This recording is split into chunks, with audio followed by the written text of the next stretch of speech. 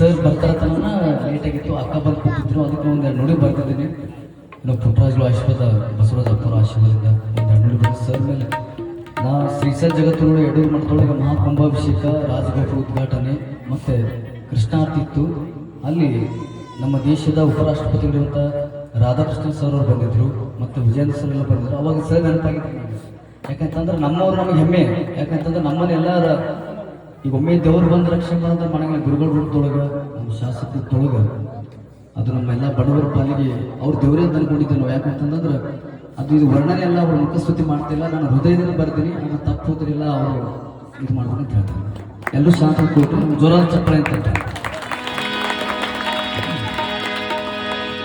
ಧರ್ಮದ ಕಾರ್ಯಕ್ಕೆ ಹೆಜ್ಜೆಯ ನಿಟ್ಟರು, ಜನಮನ ಗೆದ್ದರು, ಮತ್ತಿ ಮೂಡರು, ಬಸವರಾಜ ನಾಮದಿ ಬೆಳೆದರು,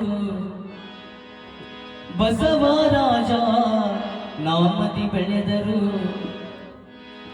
ನಮ್ಮ ಹೆಮ್ಮೆಯ ಬಸವರಾಜರು ಧರ್ಮದ ಕಾರ್ಯಕ್ಕೆ ಹೆಜ್ಜೆ ನಿಟ್ಟರು, ಜನಮನ ಗೆದ್ದರು, ಮತ್ತಿ ಮೂಡರು, ಧರ್ಮದ ಕಾರ್ಯಕ್ಕೆ ಹೆಜ್ಜೆ ನಿಟ್ಟರು, ಜನಮನ ಗೆದ್ದರು, ಮತ್ತಿ ಮೂಡರು, ಬಸವರಾಜ ನಾಮದಿ ಬೆಳೆದರು, ಬಸವರಾಜ ನಾಮದಿ ಬೆಳೆದರು.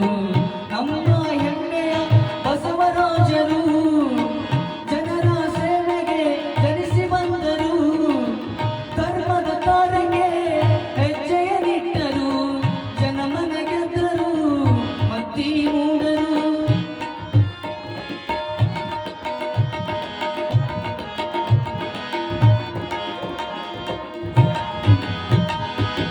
ಬಡವರ ಬದುಕಿಗೆ ನೆರವಾದವರು ನಮ್ಮ ಹೆಮ್ಮೆಯ ಬಸವರಾಜರು,